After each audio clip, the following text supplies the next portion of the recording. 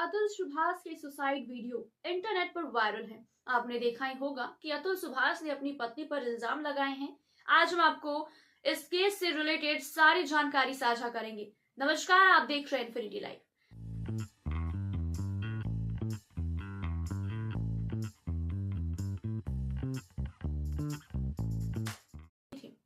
AI engineer Atul Subhash और उनकी पत्नी इंजीनियर निकिता सिंघानिया के बीच सिर्फ दहेज उत्पीड़न जैसे ही विवाद नहीं थे। दोनों में एक्स्ट्रा मैरिटल अफेयर को लेकर भी विवाद था। दोनों को एक दूसरे पर शक था। उसका एक लड़की से नाजायज संबंध था। ऑफिस की एक दो लड़कियों से अफेयर थे। ये बातें मुझे बेंगलुरु जाकर पता चली। जब मैंने पूछा तो मेरी माँ के सामने मुक्की और लात से पीटा। कोर्ट में ये आरोप निकिता सिंघानिया ने लगाए थे। वहीं उनके पति ने ये कहा कि मुझे ऐसा लगता है कि निकिता का संबंध किसी लड़के से था। उसकी हरकतों से ऐसा ही लगता है। मेरे और निकिता के बीच एक लड़के का नाम विवाद हुआ था। कोर्ट में ये आरोप एआई इंजीनियर अतुल सुभाष मोदी ने लगाए थे। 10 दिसंबर को अतुल सुभाष ने बेंगलुरु में अपने फ्लैट में सुसाइड नोट और वीडियो बनाकर जान दे दी थी। दैनिक भास्कर की टीम निकिता के घर पहुंची, आसपास के लोगों से बात की, पुराने घर को छोड़कर यहां शिफ्ट होने की वजह को समझा। 3 करोड़ मांगने की थ्योरी आखिरकार क्या है, इसे भी जाना। आइए इस मामले में उन पहलुओं को समझते हैं जो अब तक सामने नहीं आए हैं। जौनपुर जिला कोर्ट में एआई इंजीनियर अतुल के वकील शैलेश शर्मा बताते हैं, अतुल सुभाष मोदी की 2019 में शादी हुई थी। तब सब कुछ अच्छा था। वह पत्नी निकिता सिंघानिया को लेकर बेंगलुरु गए।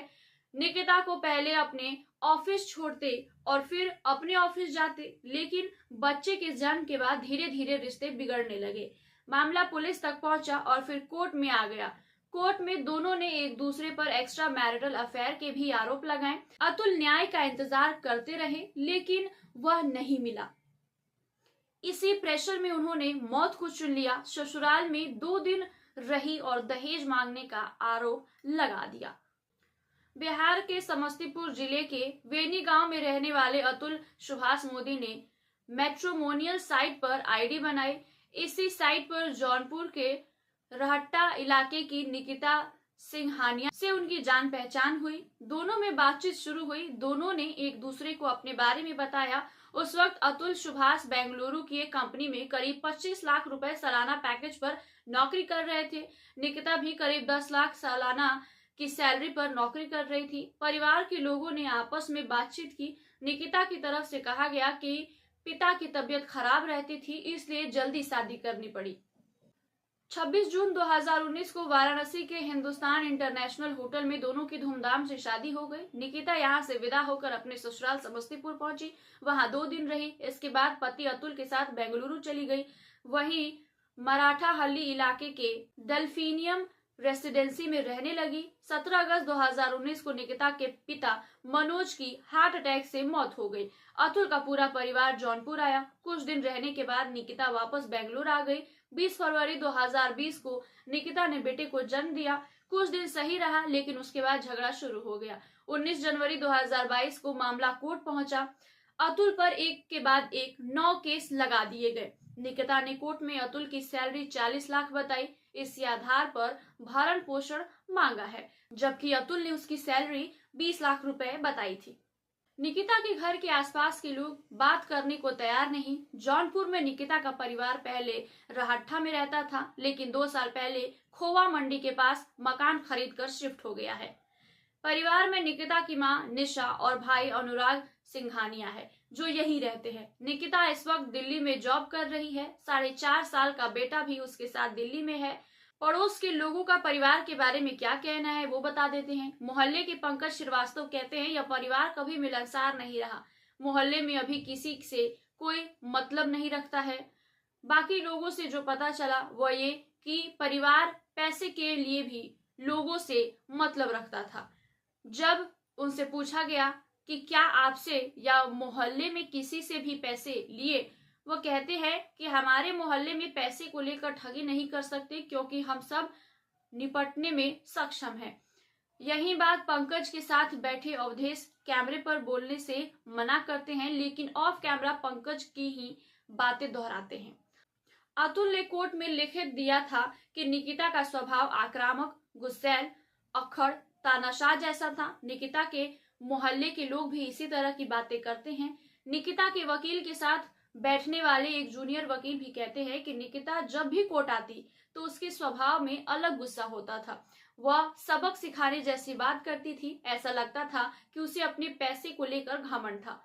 कोर्ट ने करीब 12 लाख रुपए देने का आदेश दिया। 19 जनवरी 2022 को निकिता ने पहला केस दर्ज कराया।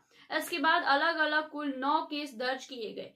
इनमें दहेज, हत्या का प्रयास, अननेचुरल सेक्स जैसे आरोप लगे।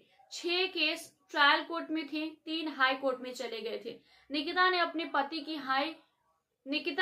पिता की हार्ट अटैक से मौत की वजह भी दहेज बताकर अतुल और उनके परिवार को नामजद करार दिया, जबकि उस मौत का दहेज से कोई संबंध नहीं था। उस मौत में अतुल पूरे परिवार के साथ जौनपुर गए थे, खुद कंधा भी दिया था। 19 जुलाई 2024 को बेटे के भरण पोषण के मामले में जौनपुर फैमिली कोर्ट की जज रीता कौशिक ने फैसला सुनाया।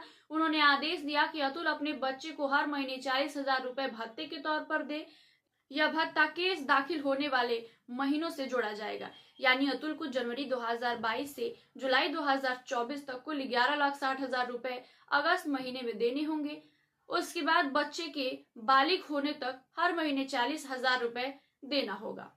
हालांकि अतुल ने ये पैसे बेटे के लिए निकिता को नहीं दिए। सुसाइड के दौरान उसने जिक्र भी किया कि मेरा ही पैसा मेरी बर्बादी के लिए इस्तेमाल होता, इसलिए नहीं दिया। जब जौनपुर फैमिली कोर्ट में निकिता के वकील विवेक श्रीवास्तव के पास पहुंचा गया तो उनसे पूछा गया कि क्या निकिता अतुल के साथ नहीं जाना चाहती थी। वह कहते हैं, लड़की की जो शर्तें थी लड़का पूरा नहीं कर पा रहा था, इसलिए लड़की जाने को तैयार नहीं थी। भरण पोषण का जो आदेश कोर्ट ने दिया था, अतुल उसके खिलाफ हाईकोर्ट चले जाते और यहाँ फैसला गलत हुआ तो वहां ठीक हो सकता था। हमने अतुल के सुसाइड नोट के उस सवाल को पूछा जिसमें वो कहते हैं कि इस देश में पुरुषों के लिए कोई कानून नहीं है। विवेक कहते हैं कि पुरुष प्रधान समाज है, लड़कियां विवाहित होकर पुरुषों के घर आती हैं, इसलिए कानून पुरुषों के प्रति थोड़ा कड़ा है। अतुल ने अपने सुसाइड नोट में जौनपुर फैमिली कोर्ट की मुख्य जज रीता कौशिक पर 5 लाख रुपए लेने का आरोप लगाया। हमने यहाँ के वकीलों से जब बातचीत की तो कोई कैमरे पर तो बात करने को तैयार नहीं था। हालांकि कुछ वकील कहते हैं कि जज रीता किसी से डायरेक्ट पैसे मांगे, ऐसा संभव नहीं है। अब आगे ये देखना है कि इस पूरे केस में क्या होता है, किस तरह की प्रतिक्रिया अब आगे अपनाई जाती है। ऐसे और तमाम खबरों के लिए देखते रहिए infinity life. Please like, share and subscribe my YouTube channel.